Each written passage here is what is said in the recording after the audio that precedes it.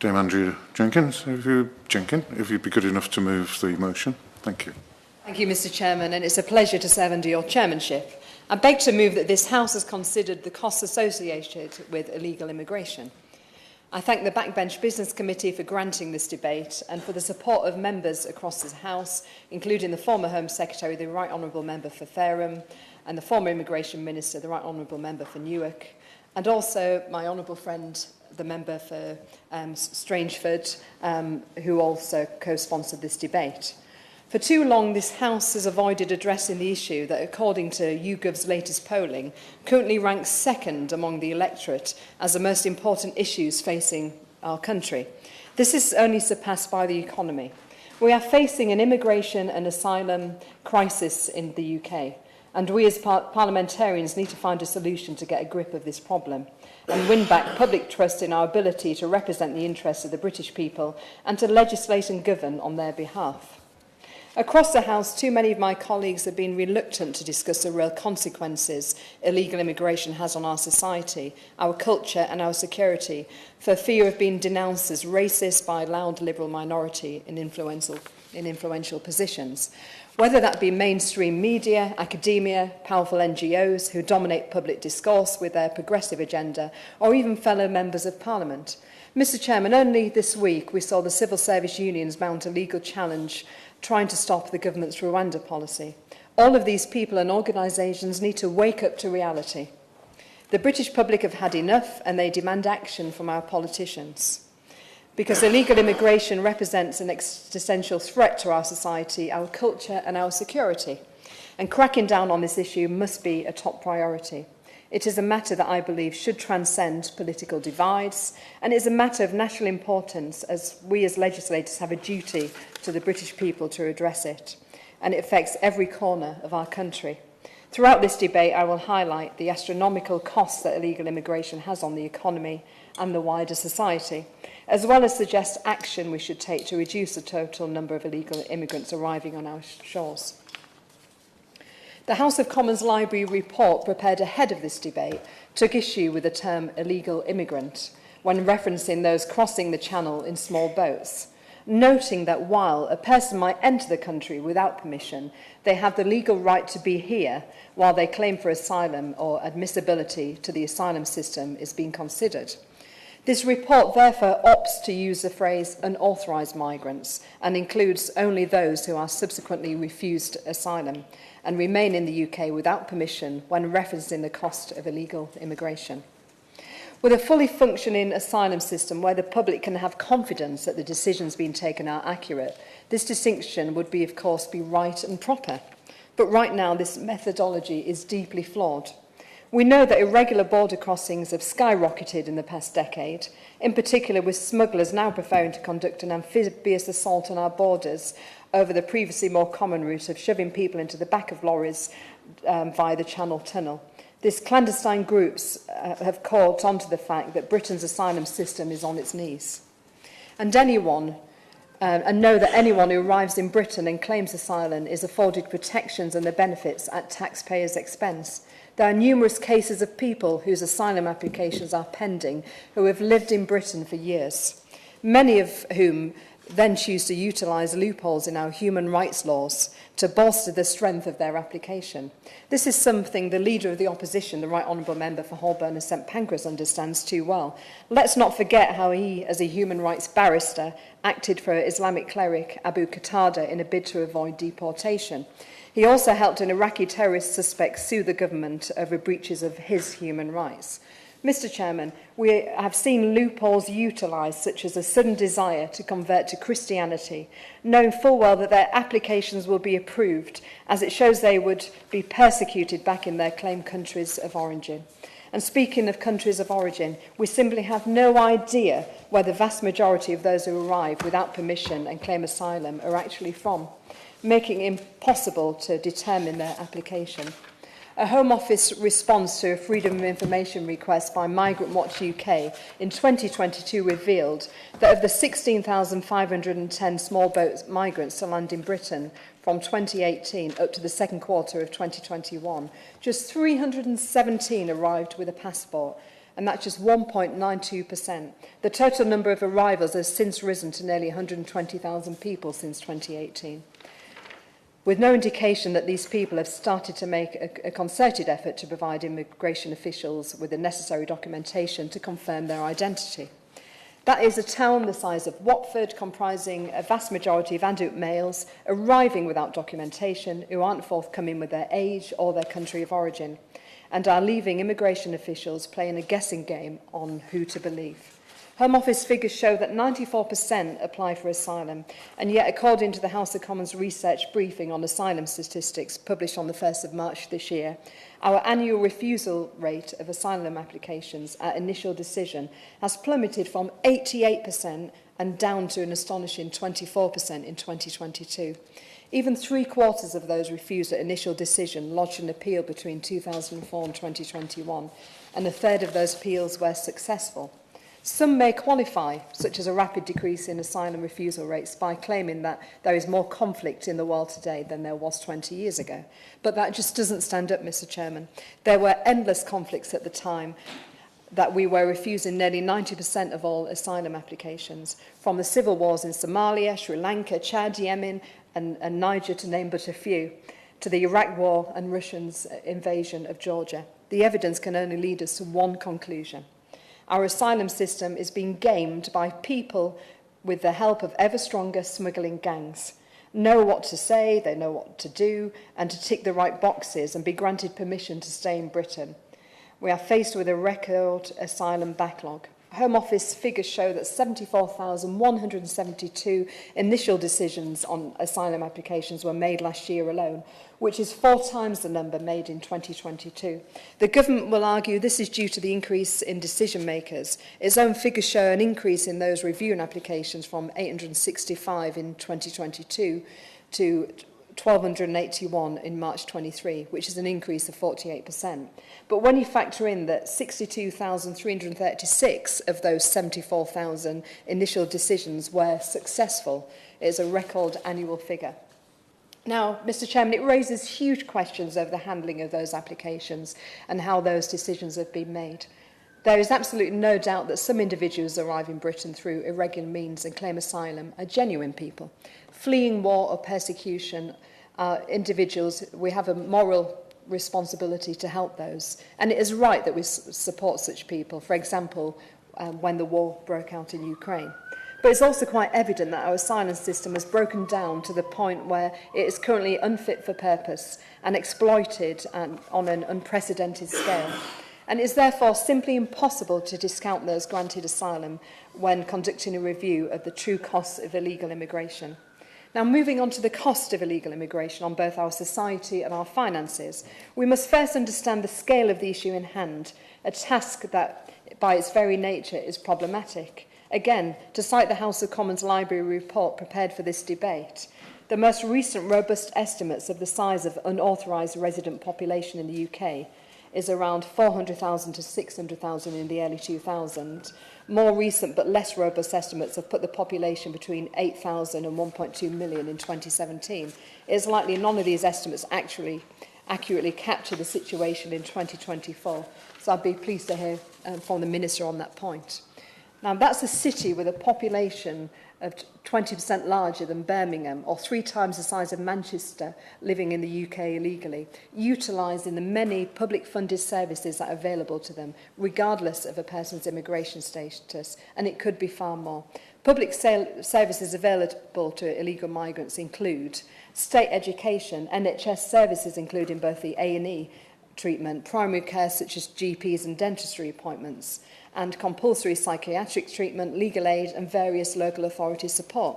I receive hundreds of emails each month from constituents telling me how they cannot get a GP appointment, they're struggling to find a dentist, how they can't get their first choice school place, or how they can't get a decent roof over their heads. Is there any wonder? Now, the Government Impact Assessment of the Illegal Migration Act 2023 estimated the total cost of providing public services to a UK national is around £12,000 per person. Even the most basic calculations put the economic burden on the British taxpayer for an illegal migration population of 1.2 million at £14.4 billion. That's £14.4 billion. Just shy of 10% of NHS England's budget for this year. Oh, imagine that cash injection on the frontline services or to help people with the cost of living who are struggling. But there isn't just an economic cost. Indirect consequences of illegal migration are also inevitable when it comes to wage suppression. Those without permission to work legally in Britain must find a way to support themselves, and they end up working in the gig economy for unscrupulous business owners who offer lower wages and that are accepted because illegal workers will take what they can get, which you can't blame them. In addition, the Home Office experts spend £482 million on immigration enforcements this year alone, and the costs related to the Rwanda scheme continue to pile up to an eye-watering amount. It's important to note that none of these costs mentioned so far even take into account those associated with our broken asylum system. Nearly £8 million a day, that's £8 million a day, currently being used to house asylum applicants, for example. Home Office figures cited by the Financial Times in August last year showed that the annual asylum cost reached £3.96 billion in a year up to 2023. The figure is double that of the previous year and 6 times higher than 2018. And yet, despite this astronomical cost, we continue to increase our handouts to France to stop the boats. Now, I'd really like to hear from the Minister, actually, what he thinks of our agreement with France, because to those on the outside, it's not working and it's taxpayers' money wasted. Now, a House of Governments Library report showed the UK government gave a combined £232 million to the French authorities for border control in their own country between 2014 and to the end of 2022-23 financial year. Under the Joint Leaders' Declaration agreed in March that year, we have committed to give more than double that, £476 million over the next 2 financial years. Mr. Chairman, I think we should demand a refund from France. The economic costs are endless. It's simply impossible to quantify the true impact this issue has on the public purse. But it is quite clear to me, and a vast majority of the British public, this is totally unacceptable state of affairs. But it's not just about the economic cost. There's a human cost to this crisis also. 7-year-old Emily Jones from Bolton was stabbed to death by an Albanian national, Elitona Skana, while riding a scooter in March 2020. I'm a parent of a 7-year-old. Can you imagine what that family must be going through? Her killer was a paranoid schizophrenic who arrived in Britain in the back of a lorry in 2014 and was granted asylum despite twice admitting to lying about being a victim of sexual exploitation in her application. 32-year-old Lorraine Cox was murdered in Exeter in September 2020 by Azam Mangori, an Iraqi Kurd who was denied asylum in December 2018, but he remained living in the country undetected. David Wales, Joe Ritchie Bennett, James Furlong, murdered in Reading Town Centre in June 2020 by Libyan national Kari Sadala, just 2 weeks after he had been released from prison. He executed the men in an act of jihad. He had been granted refugee status despite participating in the Libyan civil war in 2012. 70-year-old Terence Carney, stabbed to death in the middle of the street by a Moroccan asylum seeker, Ahmed Ali Khan, as revenge for Gaza. I could go on and on and on. These names should not be forgotten, Mr. Chairman. They must serve as a reminder of the human cost paid for decades of failure by successive governments and by us as legislators. I want to now talk briefly on the safety of the Rwanda Act that became law just a few weeks ago. Let me be clear, I completely understand this motive and need for legislation such as this. However, I was one of the 11 Conservative MPs to rebel, including the former Home Secretary and former Immigration Minister, who simply could not support it. They, like me, had great reservations that the bill would not be legally watertight and would be derailed by political opponents and activist lawyers and also trade unions and civil servants, as we saw last week when they mounted a legal challenge. However, in principle, I'm in favour of an offshore processing scheme such as Rwanda. We need a genuine, robust deterrent to undermine the organised gangs and the abhorrent people smugglers who sell the dream to migrants that once they have crossed the channel, there will be a relative utopia with free welfare, healthcare and housing for the rest of their lives. We need to send a clear message that this is not the case. Those hoping the current scheme will act as a deterrent will be disappointed to learn that just last week, 711 migrants landed in Kent in a single day, a record daily number for the year so far. So much for that deterrent. So how do we make a scheme like Rwanda work? I'm clear that we must leave the European Convention of Human Rights. I have been spearheading a campaign to do just this via the Conservative Post, and I'm pleased to say that we have nearly 50,000 people who've now signed this petition. We need instead a British Bill of Rights. And we also need to stop those lefty lawyers and unionised civil servants from preventing a democratically elected government from delivering on their manifesto. I truly believe that having a viable deterrent is a humane, civilised and responsible thing to do, and it will actually save lives. We must keep at the forefront of our minds that 72 people are believed to have drowned in the English Channel since 2018, and each life lost is a tragedy. Let us remember that Australia faced the exact same crisis we have on our hands, and through an effective deterrent reduced the number of illegal migrants on their shores from tens of thousands to zero. It's time we rolled up our sleeves and did the same. We must also get tougher on the illegal migrants who have already arrived and living here. At the Home Office's own impact assessment makes clear that 5,700 illegal immigrants who have been identified for removal, the Home Office is in contact with just 2,000 of them, which is just 38%. I'd like to know from the Minister, why is that the case? This isn't just not good enough, but it is a dereliction of the government's primary duty to keep the citizens safe. Such a potential security breach to locate these individuals must be an absolute priority for the Home Office, as well as implementing measures to ensure that this can never happen again. We need to think radically about how to keep an oversight of these people whilst they wait for a decision. Mr. Chairman, for too long the UK has been seen as a free lunch. Study, work, marry and smuggle your way in, and soon you are guaranteed a lifelong all-you-can-eat buffet for you and your extended family. Free healthcare, free education, free housing, free social care, legal protections and access to one of the largest charitable sectors in the world. It is unfair to continue to ask the British taxpayer to pick up this bill. We must take a no-nonsense approach to demonstrate that the British state is no longer a soft touch. Other measures could also be adopted, similar legislation and procedures used by European countries where approval rates are far lower than in Britain.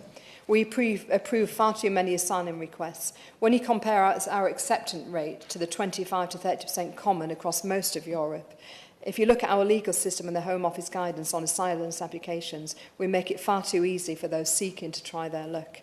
The damage the issue of illegal migration is doing on our country is untold. It is impossible to quantify.